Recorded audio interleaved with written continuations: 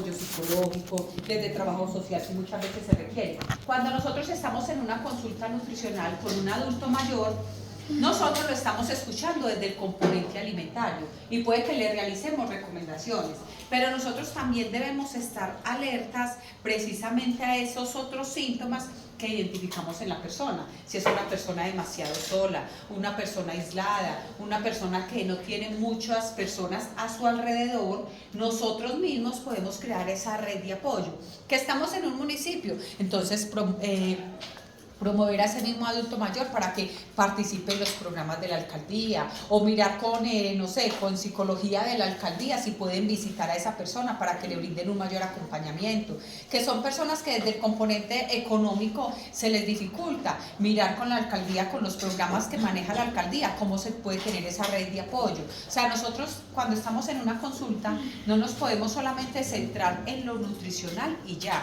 Nosotros siempre debemos pensar, sea en un adulto mayor, como lo estamos hablando en este caso, pero pasa igual si habláramos de un niño o de un adolescente o cualquier persona, y nosotros siempre tenemos que pensar en ese entorno, en todo lo que abarca a esa persona. Que estamos en una hospitalización y estamos con un adulto mayor que llegó a una hospitalización y posiblemente no tiene acompañante, no tiene ningún familiar que esté a su alrededor. Nosotros somos los que, en este caso, si a esa persona no se le ha generado la alerta, como por ejemplo necesitamos trabajo social. ¿Cuál es la función del trabajo social en una hospitalización? ¿Ustedes qué creen? Una de las funciones que cumple el trabajo social. Toda la parte humana. La red de apoyo. Exacto, toda esa red de apoyo, ¿cierto? Entonces trabajo social es quien apoya en todo ese acompañamiento. Si no tiene familiar, entonces conseguir un familiar. Si no tiene quien lo acompañe o quien lo reciba cuando salga de una hospitalización, crear esa red de apoyo. Nosotros desde nutrición, desde el ámbito hospitalario, trabajamos casi que todo el tiempo con trabajo social y psicología, aparte obviamente del campo médico. Pero nosotros, nutrición, psicología y trabajo social, son tres profesiones que van muy junticas cuando estamos hablando de un manejo integral del paciente. Por eso en este caso, si miramos toda esta parte social y psicológica, nutrición siempre debe mirar más allá de solamente la alimentación. Ah, es que el paciente no tiene para comer, pero nosotros ¿qué podemos hacer? No le vamos a dar el mercado, pero le podemos ayudar a crearle red de apoyos, a mirar con el familiar, a mirar con trabajo social, qué familiares o qué alternativas se pueden tener, ¿cierto? No quedarnos solamente con yo le hago mi plan alimentario y ya, no tiene para comer, pero una persona a la cual yo le voy a crear un plan alimentario, pero realmente no lo va a cumplir porque no tiene para comer, por ejemplo, no, o porque no tiene red de apoyo, no, necesitamos nosotros muchas veces en una hospitalización somos los que generamos esa alarma, esa alerta y le decimos al médico, necesitamos que trabajo social vea a este paciente porque no tiene red de apoyo, porque el acompañamiento es muy poco, porque estuve con él en consulta y todo el tiempo la consulta estuvo llorando por soledad, porque se siente muy solo. Diferentes aspectos que uno como nutricionista identifica, pero que uno no se puede, como quien dice, hacer el de la vista gorda, ¿cierto? De, no, yo voy y cumplo lo mío nutricional y ya el resto que se encargue enfermería o que se encarguen los otros. No, la mayoría de las veces nutrición en una hospitalización es quien genera esa alerta de decirle al médico, ¿será posible que generarle una interconsulta psicología para que hable con el paciente que lo vi muy triste o lo vi con ideas suicidas, por ejemplo, que muchas veces lo manifiestan, o muchas veces dicen, no, yo ya para qué me voy a cuidar si nadie me quiere, si no tengo a nadie a mi alrededor, por ejemplo? Nosotros generamos esas alertas. Por eso, como nos decían ahorita, ese manejo multidisciplinario es fundamental. Nosotros como nutricionistas nunca podemos trabajar solos. Yo hago lo mío y ya. El paciente, como quien dice, que vaya donde los otros y sabrán qué hacen con él. No, muchas veces yo soy quien genero la alerta, quien digo, a este paciente lo debería ver una especialidad o la otra, o psiquiatría, por ejemplo, cuando uno considera que es importante. Nosotros no hacemos revisiones, nosotros no hacemos la orden para que lo vea psiquiatría, por ejemplo, pero si yo le estoy viendo muchas tendencias, por ejemplo, como les decía ahorita, al abandono, a la depresión, o suicidas, o diferentes aspectos, yo sí puedo hablar con el médico, darle mi argumento de por qué considero que ese paciente lo debería ver, o psicología, o psiquiatría, o alguna especialidad, y con el médico hacer una revisión, ¿cierto? Entonces no quedarnos solamente con, ay, bueno, estos son los cambios que tiene y bueno, ya se mirará desde psicología qué se hace. No, nosotros generamos muchas veces esa alerta. Entonces también para estar muy pendiente cuando estemos con cualquier paciente, sea ambulatorio, sea hospitalizado, sea en un centro de salud. En un centro de salud, por ejemplo, en un centro gerontológico, van a tener psicología. Si hablamos de la alcaldía, entonces lo que decíamos, tienen programas, tienen muchas actividades donde nosotros los podemos orientar, porque así nosotros asumamos que ellos lo saben, puede que no lo sepan. No, es que ellos saben que hay muchos programas en la alcaldía, pero de pronto no saben cuál le aplica específicamente para él.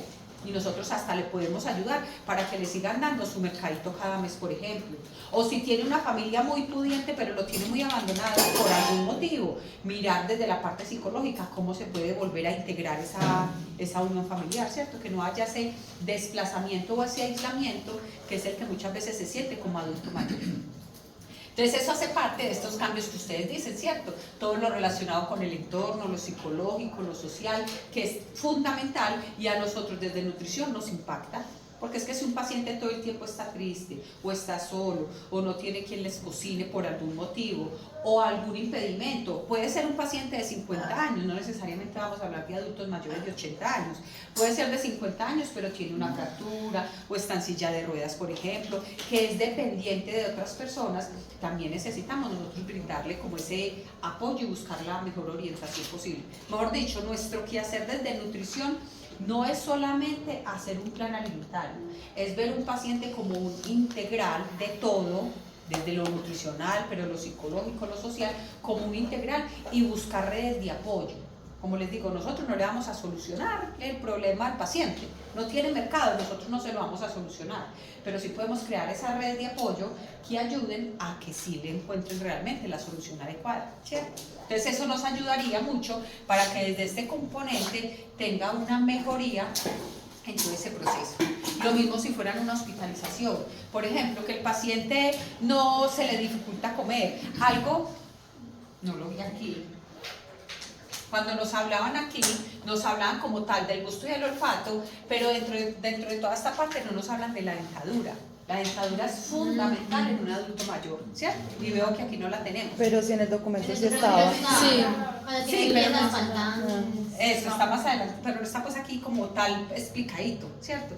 No está lo de los dientes, que es fundamental, ¿cierto? El adulto mayor empieza a perder piezas dentales, entonces muchas veces en la familia, no es que a él no le gusta comer, no es que es muy resabiado, no es que ya quiere todo licuado, no es que tal cosa.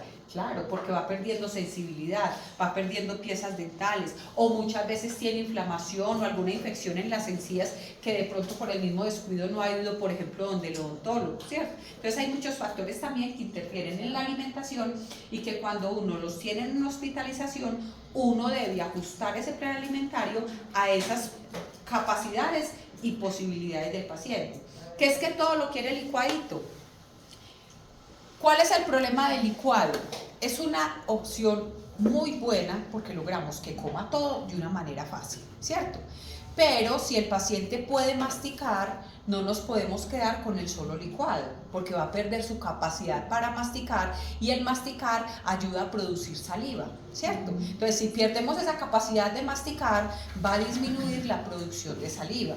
Entonces, por eso, si nosotros vemos un paciente que definitivamente se le dificulta masticar porque ha perdido piezas dentales, porque no tiene su caja de dientes, ¿cierto? Que puede pasar su prótesis, o tenemos algún impedimento porque tuvo, no sé, un golpe en la boca, pues en los dientecitos o algo, pues esa es una muy buena alternativa, una dieta licuada, pero no debería ser la dieta para manejar todo el tiempo, porque un adulto mayor a largo plazo también puede presentar Alzheimer.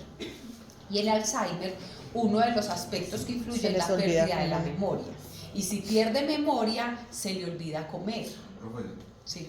Ahora en la imagen que usted nos mostró de las causas de muerte, Alzheimer estaba el tercero. Yo le iba a preguntar, ¿qué es como, o sea, cómo conlleva la muerte del Alzheimer en ese caso? Si lo miramos como consecuencia, una de ellas sería en parte la desnutrición, porque se les olvida comer. Se les olvida, y uno le da la comidita y se queda con ella en la boca. Se queda con ella en la boca una hora mirando para el lado y la botó, ¿cierto? ¿cierto? Si levantaban las manos porque no sabían para qué era. Exacto, se les olvida comer, ¿cierto? Se les olvida, y por más que uno le dice trague, no, pues se les olvida comer. Entonces una causa grandísima del Alzheimer es la desnutrición, esa es una muy grande de ellas. Y aparte de eso, pues ya habría que mirar si se toman los medicamentos que desencadenen otras enfermedades, porque si sufre del corazón, pero no se toman los medicamentos por lo mismo, porque se le olvida tragar, deglutir, entonces eso conlleva a que sea mucho más complicado el manejo médico. Entonces no es en sí el Alzheimer, sino todas las consecuencias que trae el Alzheimer, que es olvidarse de comer. Entonces con el Alzheimer, por ejemplo, los licuaditos son una opción, desde que pueda tragar el licuadito. El uso de suplementos, que eso lo vamos a ver más adelante, también es otra opción, pero primero hay que buscar muchas alternativas alimentarias, pues tratando de que haya un buen consumo, o en el peor de los casos, cuando hay Alzheimer y se les olvida comer, una gastrostomía, ¿cierto? Esa es una de las opciones. Definitivamente no come, toca empezarle a pasar la nutrición por una sondita porque no volvió a comer, ¿cierto? Y el paciente, como con su Alzheimer no se da cuenta, pues no va a decir, ay, no estoy comiendo, porque no se da cuenta, sino que la alimentación se le empieza a pasar por acá.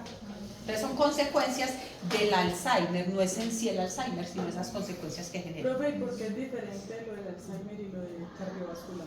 O sea, cuando se mueren por accidente cardiovascular, pero antes tuvo cáncer, ahí sí le cuentan como accidente cardiovascular. Si por ejemplo la persona tuvo Alzheimer y le dio un infarto, cuentas como accidente cerebrovascular. Si le dio, un infarto, cuenta como un accidente cardiovascular, ¿cierto? Y si se muere de desnutrición, cuenta como desnutrición o Alzheimer. Es que casi nunca cuenta como desnutrición. Por eso es que las cifras de desnutrición están demasiado subestimadas. Las cifras de desnutrición son muy bajitas a pesar de que son altas. Porque casi nunca, eso es una rareza, que digan murió de desnutrición. Por ejemplo, el cáncer. Una persona con cáncer muere de desnutrición, ¿cierto? Realmente pues cuando es un cáncer muy avanzado, que es la cachexia, ¿cierto? La sarcopenia es pérdida de masa muscular, más no pérdida de peso. Entonces usted la persona la puede ver bien, pesó 50, 60 kilos, pero su masa muscular es demasiado bajita, ha perdido mucha masa muscular por la inactividad, por el bajo consumo de proteína, varios factores influyeron para que se presentara la sarcopenia. En cambio la caquexia es pérdida de masa muscular, pero asociado también a una pérdida de peso. Quiere decir, a los pacientes que uno ve flaquitos, como uno diría, caquécticos, ¿cierto? O sea, tipo cáncer. Entonces una persona con cáncer muere de caquexia, quiere decir de desnutrición, pero nunca se reporta como desnutrición, sino como cáncer. Entonces las cifras de desnutrición son demasiado bajitas, ni siquiera aparecían ahí, a pesar de que muchas personas mueren de desnutrición, ¿cierto? Bueno, entonces eso es entre sarcopenia y caquexia. Entonces en ese punto que es importante que siempre realicemos como ese análisis integral. Eso sí, mejor dicho, se lo diría yo siempre, y es no quedarnos solo con lo nutricional. Veamos al paciente como una persona, ¿cierto? Que necesita un apoyo, que muchas veces ni siquiera lo expresa. Algo que pasa, que inclusive yo también se los decía en el semestre anterior, y es que hay ocasiones donde el paciente le llega a uno a la consulta, le habla de todo menos de nutrición. Y se va contento, ¿cierto? ¿Por qué? Porque ellos buscan muchas veces es que los escuchen, más que a usted hacerle una lista grandísima de recomendaciones. Ellos van es a que los escuchen.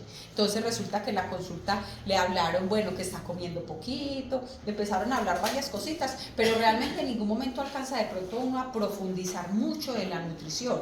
Y uno identifica y uno dice, el paciente no necesita ni siquiera modificar hábitos, necesitas que lo acompañe, necesitas un acompañamiento para poder tener buenos hábitos. Entonces ahí es donde uno muchas veces en la historia clínica, uno lo puede poner como recomendación. Se recomienda evaluación por psicología para dar un manejo integral debido a síntomas que ha venido presentando de tristeza, algo así por ejemplo, ¿cierto? O la parte de trabajo social. Entonces siempre verlo como un integral, nunca quedarnos solo con lo nutricional. Esa recomendación yo personalmente sí se las daría y es siempre de nutrición, veámoslo como una persona integral, no como el que vino, le hice la dieta y ya se fue, no, sino como una persona integral. ¿Listo?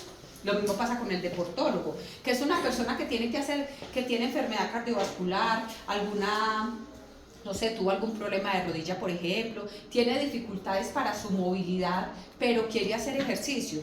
Nosotros lo podemos también decir, vaya al deportólogo, que le diga qué ejercicios puede realizar, ¿cierto? O a fisioterapia para que empiece a realizar todo ese manejo que le ayude a sentirse mejor y realmente puede hacer ejercicio. O sea, siempre nosotros podemos pensar en todas las especialidades. Nosotros no lo remitimos, pero nosotros sí le podemos dar esa orientación. Por ejemplo, nos llega un paciente, un ejemplo, con diarrea. Es que tengo una diarrea que no se me quita desde hace 20 días o no, desde hace meses.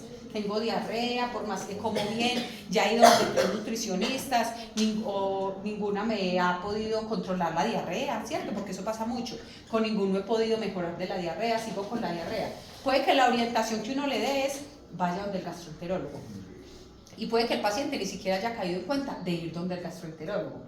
Que uno diga, no, pero es que lo que le dijeron mis otros tres compañeros o profesionales, pues colegas, realmente es el manejo nutricional que uno haría. Pero si ha ido donde otros 3, con un buen manejo, siendo adherente, y no, yo voy a hacer el cuarto, ¿cierto? Y muchas, por ejemplo, eso me pasó una vez, lo de la diarrea. Y la recomendación, ¿cuál fue? Vaya donde el gastroenterólogo, porque tienen que mirar es cómo está la microbiota intestinal, cómo está su sistema digestivo, no sé qué. Bueno, fue a gastroenterología. Alguna vez volvió y dijo, ningún médico me había dicho que fuera donde el gastroenterólogo, y yo no había caído en cuenta. Fue donde el gastroenterólogo, le hicieron un buen manejo y mejoró, ¿cierto? Que hay ocasiones que a uno le llega al paciente que uno dice, pero ¿yo qué le hago? ¿Cierto?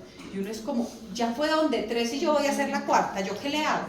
Hay ocasiones que no es de que sea ni la 4 ni la 5, puede que el camino o el rumbo sea otro, entonces le podemos dar esa recomendación y ya el paciente pues decide si la toma o no, ¿cierto? Pero verlo también como un integral en este caso. Listo. Entonces esos tenemos en cuanto a los cambios sociales. Ahora, en cuanto a la evolución de la sexualidad, ¿qué leyeron de esa parte? Una necesidad básica. Que la persona cree que son asexuados, pues que los adultos mayores son asexuados cuando realmente la sexualidad es una necesidad que está desde Es una toda la necesidad. vida, pues, siempre.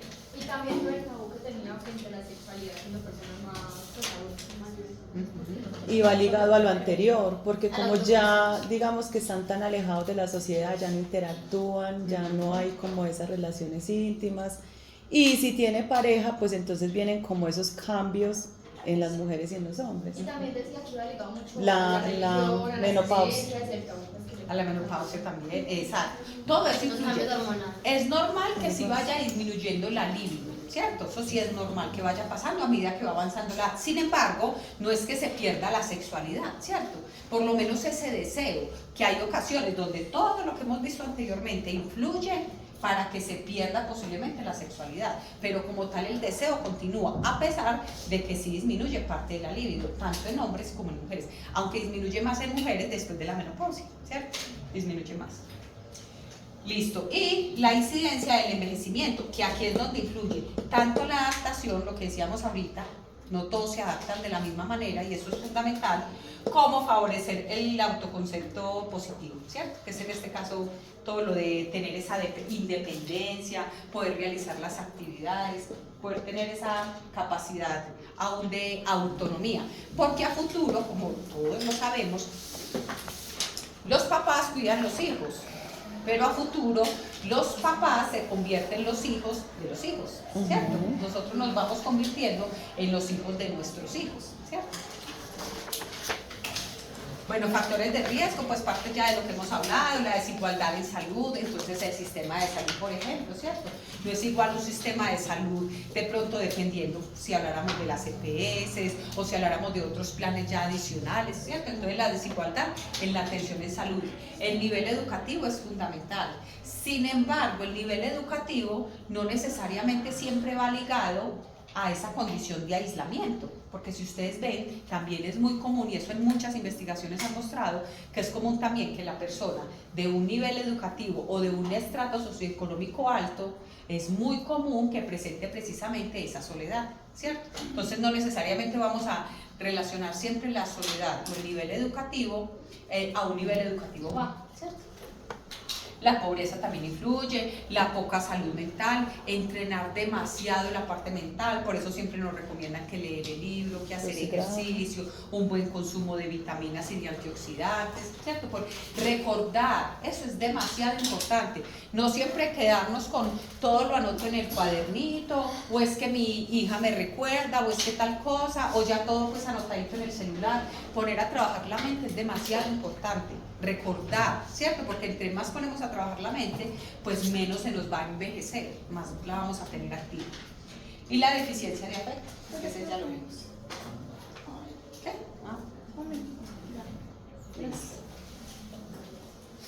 Bueno, esta otra parte como es también lo que ustedes leyeron, ¿cierto? Estas son teorías, estas no son las teorías del envejecimiento, esas están más adelante que ahorita las vamos a ver. Estas son teorías, son 3 teorías que están relacionadas con los cambios sociales que presenta un adulto, ¿cierto? Un adulto mayor en este caso. Entonces, ¿qué leyeron de la teoría de la desvinculación? Que ahorita me la estaban mencionando. Es cuando tenemos de la desvinculación, cuando el adulto mayor se empieza a desligar de todas esas funciones que anteriormente cumplían, ¿cierto? Cuando hablábamos que se pensionan. Exacto. Entonces lo natural es la desvinculación del entorno. Ya entonces yo no soy capaz de ir a hacer las vueltas al banco solo, ¿cierto? Ya no soy capaz de ir a mercar solo, ya no puedo ir a una cita médica solo. Es lentamente ir aceptando los cambios que se van presentando.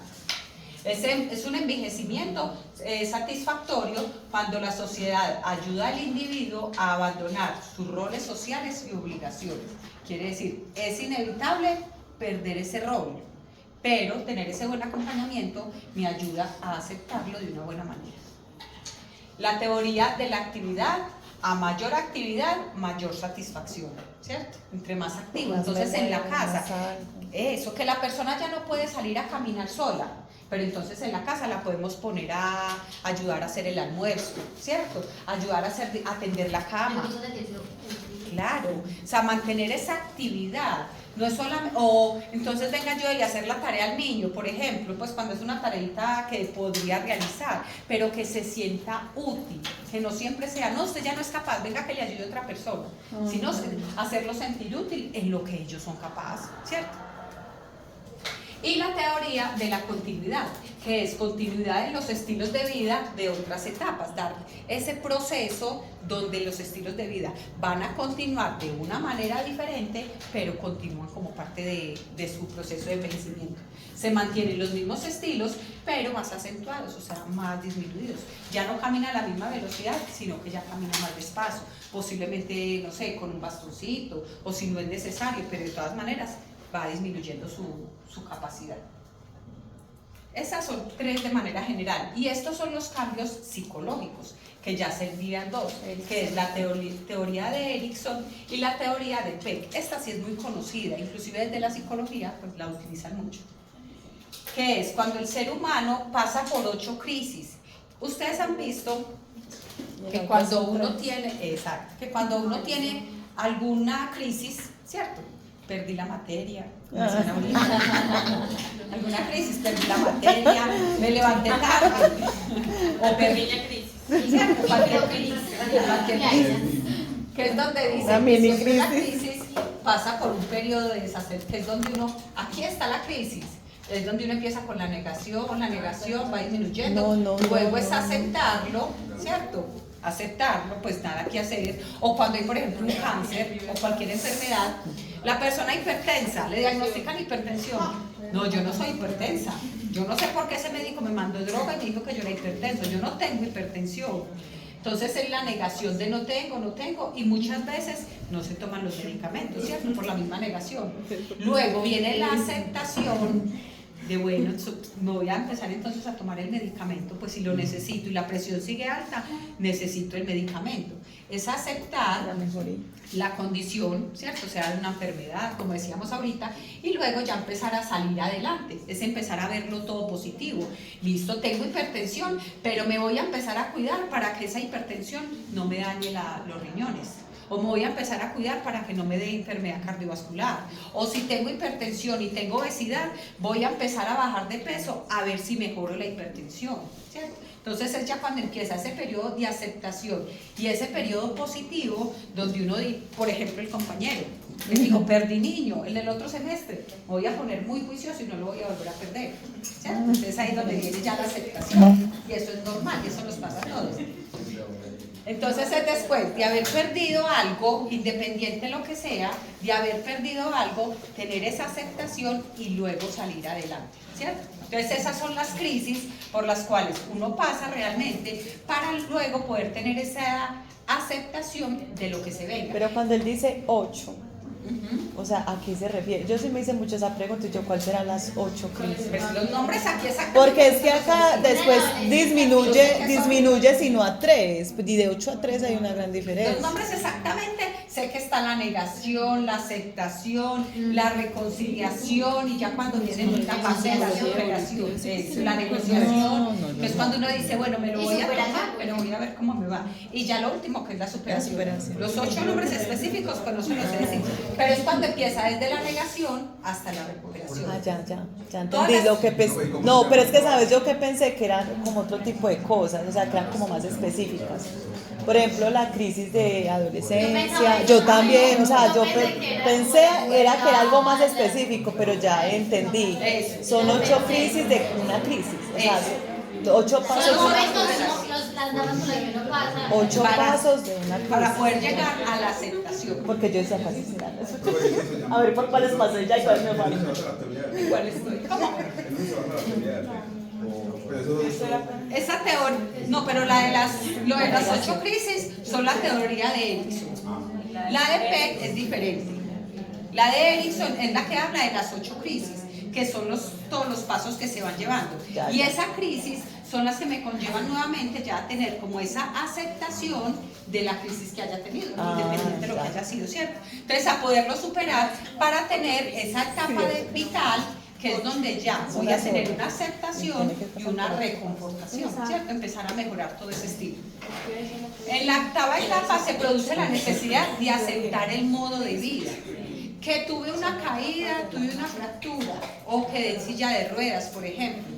Es ya después aceptar ese nuevo modo de vida, ese nuevo estilo de vida, con la enfermedad, ¿cierto? Si fue una enfermedad, o en silla de ruedas, por ejemplo, puede ser alguna persona, como les decía ahorita, 25 años, con cáncer, ¿cierto? Entonces, independiente de la edad, aquí no estamos hablando necesariamente de adulto mayor, independiente de la edad, es llegar a aceptar nuevamente ese estilo de vida, que por alguna crisis algo cambió.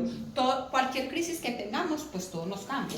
Que se nos murió el perrito, que el gatico, cualquier crisis que haya sido, todo cambia, ¿cierto? Eso es como un duelo. Exacto, entonces es aceptar el nuevo estilo de vida que tenemos. Y la teoría de Peck, el ser humano pasa por 3 crisis.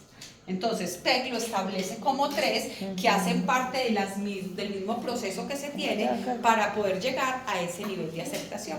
Son simplemente teorías que ellos establecen y son las que se evalúan, ya más pues, no nosotros desde nutrición, pero son las que se evalúan desde el componente psicológico. Que como les decía ahorita, nutrición nunca se debe desligar de psicología. Nosotros en nutrición tenemos que hacer mucha psicología. Y eso ustedes lo van a ver cuando tienen el paciente al frente, ¿cierto? El que le llegó muy contento, el que le llegó aburrido, el que no habla nada, el que habla y no hay quien lo pare, ¿cierto?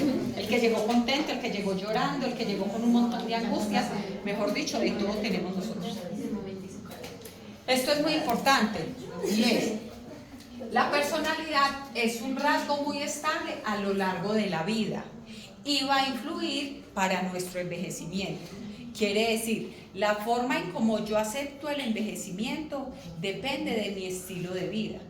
Si yo en mi vida, joven, adulta, fui una persona activa, resiliente, alegre, que de pronto todo lo aceptaba de una muy buena manera, eso me va a ayudar a tener una vejez o un envejecimiento mucho más tranquilo.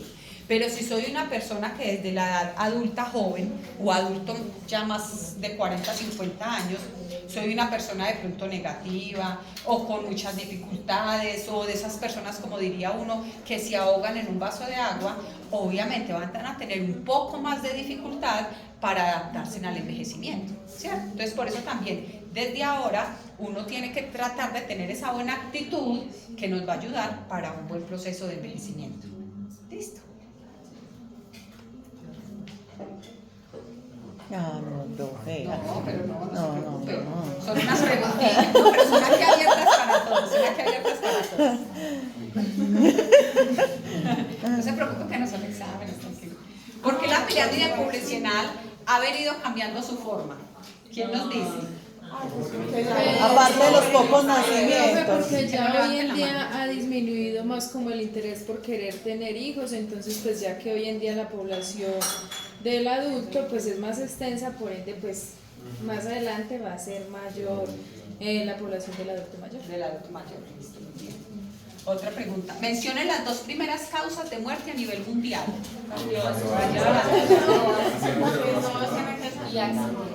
Violencia en Colombia.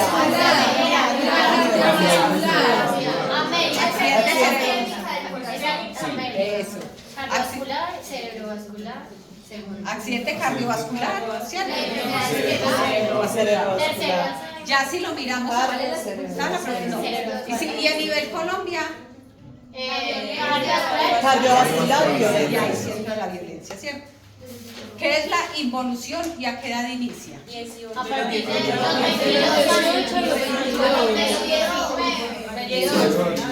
Eso entre los 18 y 22 es el cierre. Diríamos Cuando se más o deja de menos que a partir crecer. de los 22 cuando iniciaría. cierra el Ahí se ve que estuvieron juiciosos. Ah, eso no he visto nada.